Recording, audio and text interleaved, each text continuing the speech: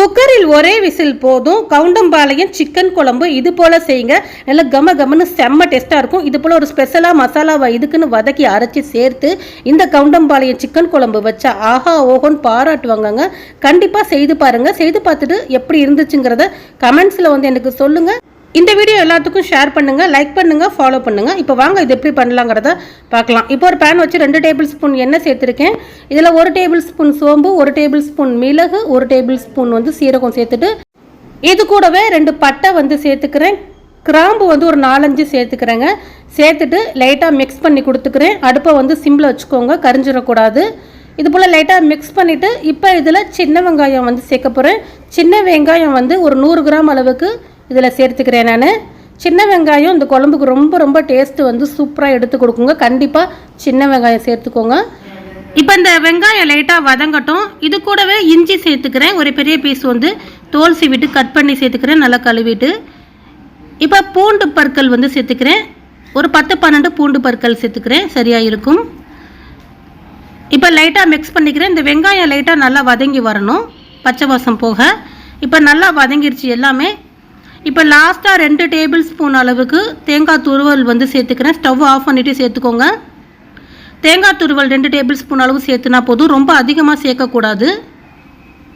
லைட்டாக மிக்ஸ் பண்ணிவிட்டு இதை நல்லா ஆற வச்சுட்டு நம்ம தண்ணி விட்டு நல்லா நெய்ஸாக அரைச்சி எடுத்துக்கணும். நல்லா நெய்ஸாக அரைச்சி எடுத்துக்கோங்க. இப்போ அடுப்பில் ஒரு குக்கர் வச்சுக்கிறேன். அதில் வந்து ஒரு 4 டேபிள் ஸ்பூன் அளவுக்கு எண்ணெய் சேர்த்துக்கிறேன்.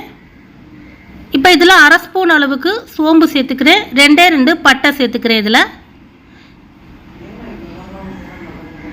சோம்பு லைட்டாக பொரிஞ்ச உடனே பெரிய வெங்காயம் 1 வெங்காயம் பொடியாக நறுக்கி வச்சுருக்கேன், அதை சேர்த்துக்கிறேன்.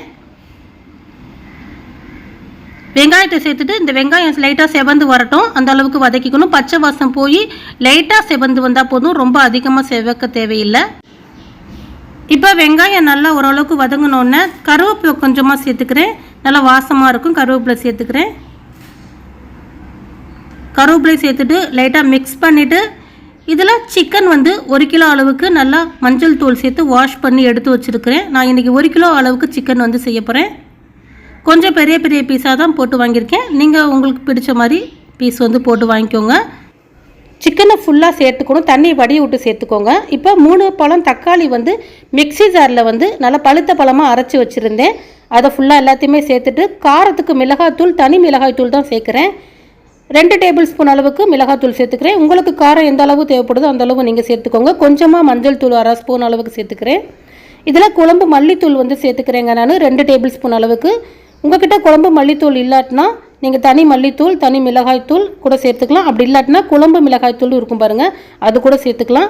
இதில் 1 டேபிள் ஸ்பூன் அளவுக்கு உப்பு சேர்த்து கொடுத்துட்டு நல்லா மிக்ஸ் பண்ணிக்கிறேன்.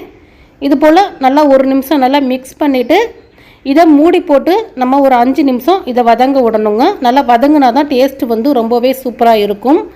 தண்ணி எதுவும் சேர்த்துடக்கூடாது. இப்போ மூடி போட்டு ஒரு 5 நிமிஷம் மட்டும் இதை அடுப்பை மீடியமாக வச்சு வதங்க விடுங்க. இப்போ நான் ஒரு 5 நிமிஷம் கழித்து பார்க்குறேன். எண்ணெய் பிரிஞ்சு ரொம்ப சூப்பராக வந்திருக்குது. அடுப்பை கண்டிப்பாக மீடியமாக வச்சு வதங்க விடுங்க. தண்ணி பாருங்கள் இதுலேருந்து எந்த அளவுக்கு விட்டு வந்திருக்குன்னு. நல்லா இது போல் மிக்ஸ் பண்ணிக்க. இப்போ நல்லா வதங்கிருச்சு. இப்போ நம்ம அந்த வதக்கணும் பாருங்கள், அரைச்சதை வந்து சேர்த்துக்கிறேன். நல்லா நெய்ஸாக அரைச்சி இது போல் சேர்த்துக்கணும். ஃபுல்லாக எல்லாத்தையுமே சேர்த்து கொடுத்துட்டு நல்லா மிக்ஸ் பண்ணிக்கிறேன். இப்போ மிக்ஸி ஜார் வந்து கழுவுன தண்ணியே கொஞ்சமாக சேர்த்துக்கலாம். இதில் அதிகமாக தண்ணி சேர்த்துற வேணாம். நான் இன்றைக்கி கொஞ்சம் திக்கான குழம்பாக தான் செய்கிறேன். அந்த மிக்ஸி ஜாரில் 1 டம்ளர் அளவுக்கு தண்ணி விட்டு அலசி சேர்த்துக்கிறேன். ஏன்னா சிக்கன்லேருந்தே நிறைய தண்ணி வரும். உங்களுக்கு தேவையான அளவு நீங்கள் தண்ணி சேர்த்து செய்யுங்க. ரொம்பவும் தண்ணியாக இருந்தால் சிக்கன் குழம்பு நல்லா இருக்காது. கொஞ்சம் மீடியமாக வச்சுக்கோங்க. எனக்கு கொஞ்சமாக லைட்டாக உப்பு பத்தலை, அதனால் கொஞ்சமாக ஒரு 1/4 டேபிள் ஸ்பூன் அளவுக்கு மட்டும் சேர்த்துக்கிறேன்.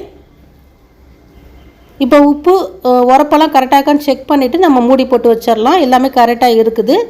இப்போ மூடி போட்டு கரெக்டாக 1 விசில் வச்சுக்கலாம். அடுப்பை மீடியமாக வச்சு இப்போ 1 விசில் வந்தோடனே ஃபுல்லாக விசில் அடங்கினோடனே நீங்கள் குக்கரை ஓப்பன் பண்ணுங்கள். இப்போ பாருங்கள் நல்லா எண்ணெய் பிரிஞ்சு ரொம்ப சூப்பராக குழம்பு வந்து தயாராகிடுச்சு. இப்போ லாஸ்ட்டாக கொத்தமல்லி தலையை மட்டும் லைட்டாக தூவி கொடுத்துட்டு இப்போ அடுப்பை பற்ற வச்சு அடுப்பை மீடியமாக வச்சு ஒரு 2-3 நிமிஷம் மட்டும் லைட்டாக கொதி வரட்டும்.